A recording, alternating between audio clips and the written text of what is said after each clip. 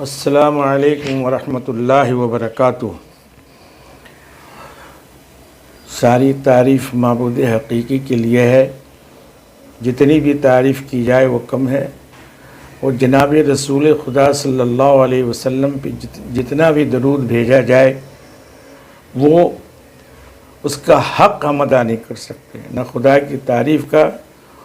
اور درود شریف کو دل سے پڑھنا اور کثرت سے پڑھنا اور اخلاص سے پڑھنا۔ آج سورۃ تغابن کی مختصر تفسیر بیان کی جا رہی ہے۔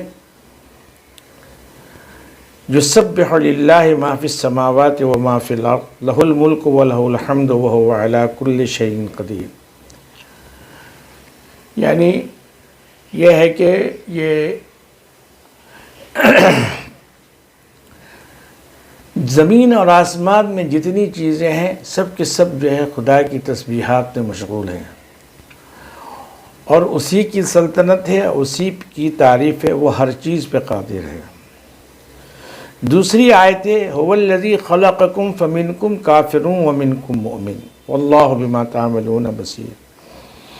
اللہ نے کہا تم کو اللہ نے پیدا کیا، جس میں سے بعض کافر ہیں اور بعض مومن ہیں، یا یہ کہا جائے کہ دو گروہ ہیں، ایک مسلمان ہے اور ایک کافر ہے، بس یہی دو گروہ ہیں۔ تو اللہ تبارک و تعالیٰ نے کہا کہ کفر اور ایمان کا التباس نہیں ہو سکتا ہے، آپس میں مل نہیں سکتا ہے۔ رنگ و نسل یعنی ایک رنگ کا انسان دوسرے رنگ میں جا کے ضم ہو سکتا ہے، ایک وطن کا انسان دوسرے وطن میں جا کے رہ سکتا ہے، لیکن مذہب و ملت میں التباس نہیں ہو سکتا ہے، اس کی ملن نہیں ہو سکتی ہے۔ اور دوسری بات یہ ہے کہ اللہ تبارک و تعالیٰ یہ کہنے کا مقصد یہاں پر یہ ہے کہ یہ جو وہ یہ سوچے اس سے کتنی بھی دوستی ہو جائے، جو خدا کو نہیں مانے گا، قرآن کریم میں یوں بتا دوں آیا ہے یخادعون اللہ والذین آمنوا وما یخدعون الا انفسهم وما یشعرون۔ جو لوگ خدا کو دھوکہ دینے والے ہیں، والذین آمنوا، اور ان لوگوں کو بھی جنہوں نے ایمان لایا۔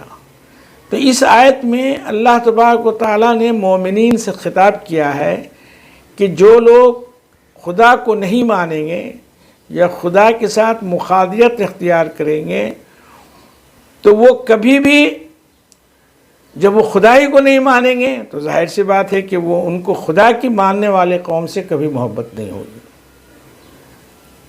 وما یخدعون الا انفسهم وما یشعرون۔ اور حقیقت میں وہی لوگ دھوکے میں ہیں لیکن ان کو شعور نہیں ہے۔ اب رہی یہ بات کہ آج کی دنیا میں تعلیم میں، تلبیس میں، لباس میں چاہتے ہیں کہ وہ ضم ہو جائے اور ایک ایسا نظام وجود میں آئے جو کہ ہر ایک کے لیے قابل قبول ہو، لیکن اللہ تبارک و تعالیٰ نے یہ کہا کہ یہ اشارہ کر دیا کہ ہر چیز کا، یعنی یہ ہے کہ دیکھیے ایک کالے رنگ کا انسان وہ گورے میں شادی کر سکتا ہے، ایک گورے رنگ کا انسان کالے میں شادی کر سکتا ہے، ایک ہندوستانی وہ جا کے انگلینڈ یا امریکہ میں شادی کر سکتا ہے، انگلینڈ امریکہ کا آدمی آ کے شادی کر سکتا ہے، یعنی جس کا جہاں جی چاہے جہاں جا کے رہے جہاں رہے وہ ہو سکتا ہے۔ لیکن مذہب میں اختیار نہیں ہے کہ مذہب کو ضم کیا جائے، اسی لیے خلقکم فمنکم کافر ومنکم مؤمن، دو گروہ میں پیدا کیا گیا ہے۔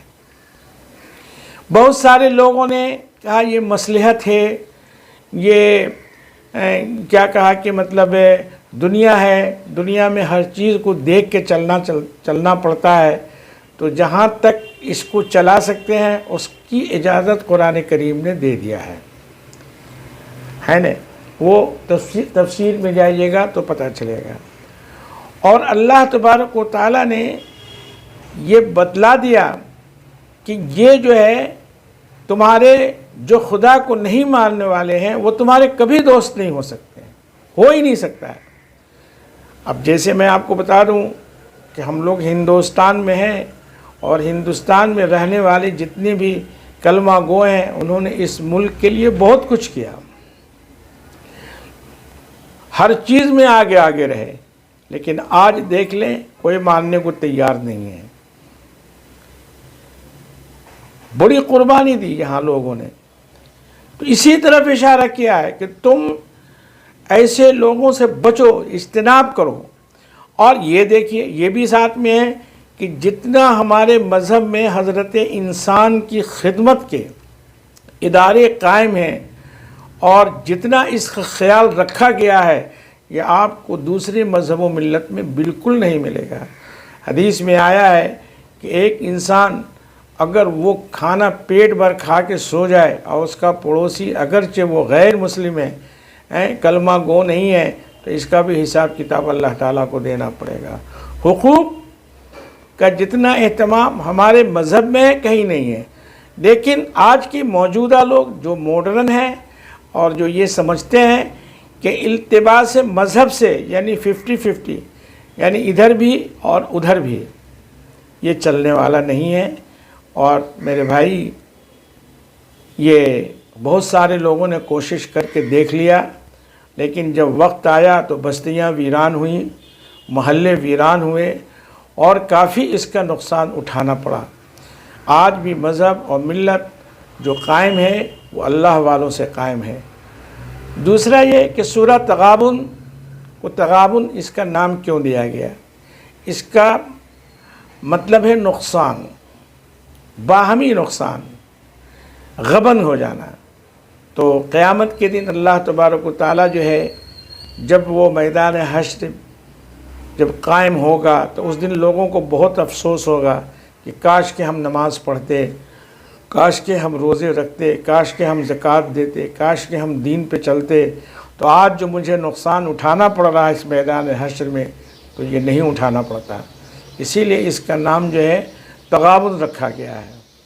اور پھر یہ کہا گیا کہ جب اللہ نے دو گروہ میں اس کو بنایا ہے تو پھر یہ کیسے ہوا بھائی کہ جب تو پھر اس میں تو ظاہر سی بات ہے تو نہیں، پھر اس کی اللہ تبارک و تعالیٰ ایک حدیث ہے کل مولود یولد علی الفطرۃ فابواہ یہودانہ ونصرانہ، ہر بچہ پیدا ہوتا ہے فطرت اسلام پر، پھر اس کے ابواء یعنی اس کے خاندان والے، اس کے ماں باپ چاہے اس کو یہودی بنا دیں چاہے اس کو نصرانی بنا دیں۔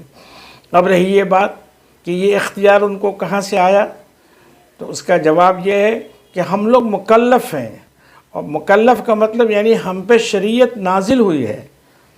جانور جو ہیں وہ غیر مکلف ہیں، جانور سے کوئی حساب کتاب نہیں ہوگا، اور میدان حشر کے دن ان کو وہاں آنا نہیں پڑے گا، جتنی ان کی زندگی ہے بس یہی دنیا میں ختم ہوگا، حساب کتاب نہیں ہے۔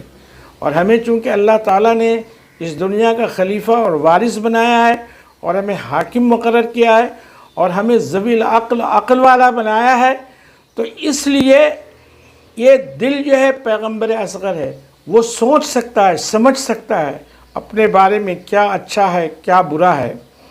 تو اسی لیے جو ہے پھر اس کو معاشرہ اور سوسائٹی اس کو بدلتا ہے، لیکن جو شخص ہے اگر وہ چاہے ذاتی طور پہ تو وہ حق اور ناحق کا فیصلہ خود بھی کر سکتا ہے، یہ اللہ نے اس کو اختیار دیا۔ ایک جانور ہے، اس کے گلے سے آپ پھندا نکال دیجئے، اس کی کوئی منزل نہیں ہوگی، وہ کہیں بھی چلا جائے گا۔ ایک انسان ہے، وہ اگر گھر سے نکلے گا تو سوچے گا مجھے کہاں جانا ہے، کدھر جانا ہے، کہاں سونا ہے، اور کہاں جو ہے روزی تلاش کرنا ہے۔ تو یہ ہمارے اور اس میں فرق ہے، اور ہم جو ہے صاحب شریعت ہے، ہم پہ شریعت نازل ہوا ہے، تو اس لیے اللہ تبارک و تعالیٰ نے یہ اختیار دیا ہے کہ ہم اپنا اچھا اور برا سوچ سکیں۔ تو اور ایک صاحب جو تھے وہ کہنے لگے کہ ہر بچہ فطرت اسلام پہ پیدا ہوتا ہے، تو سب سے پہلے حدیث کا موضوع ان کو معلوم نہیں ہے، پولیٹیشین بننا ایک الگ بات، اسلام کا مطلب ہوتا ہے کہ بندگی کے لیے سر جھکانا اور ایک خدا کو ماننا۔ تو ظاہر سی بات ہے جو فطرت اسلام پہ جو پیدا ہوتا ہے وہ بچہ جو ہے ایک خدا کو ماننے والا ہوتا ہے. پھر زمانہ اور ماں باپ اس کو چاہے جو بنا دیں، یہودی بنا دیں یا نصرانی بنا دیں، یہ اس کا مفہوم ہے. اب آپ کسی بھی مذہب والے سے پوچھیں کہ خدا ایک ہے، بولے گا ہاں جی خدا ایک ہے، کبھی نہ نہیں بولے گا. پھر وہ وایا وہ مطلب اس کے جو پیشوا رہنما ہیں اس کو دوسرے طریقے سے جو ہے اس کو سمجھاتے ہیں یا اس کو بیوقوف بناتے ہیں، وہ ایک الگ بات ہے. اسلام کا مطلب ایک خدا کو ماننا اور اسی کے سامنے جھکنا. تو یہ تو آپ دنیا کی دوسری کتابیں بھی ہیں یا وہ جو ان کے جو علماء ہیں ان سے پوچھئے تو وہ یہی کہیں گے کہ خدا ایک ہے. پھر وایا جو ہے وہ پیچھے کے راستے سے قوم کو لے جانا یہ ان کا کام ہے، اور قوم کو گڑھے میں گرانا یہ ان کا کام ہے. بس یہی سورہ. اور دوسرا یہ سورہ تغابن جو ہے اگر کسی مریض کے سامنے پڑھا جائے، موذی سے موذی مرض جو ہے اس سے ختم ہو جاتا ہے. تو مریض کے سامنے اس کو پڑھنے کا اہتمام کریں. اس وقت اس کی مختصر جو تفسیر تھی، جو اس کا نچوڑ تھا، وہ میں نے آپ حضرات کے سامنے پیش کیا.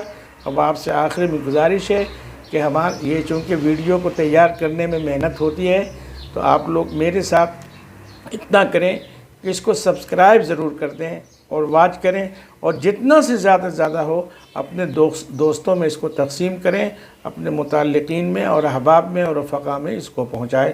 وما علینا الا البلاغ. اللہ تعالیٰ کہنے سننے سے زیادہ عمل کرنے کی توفیق عطا فرمائے.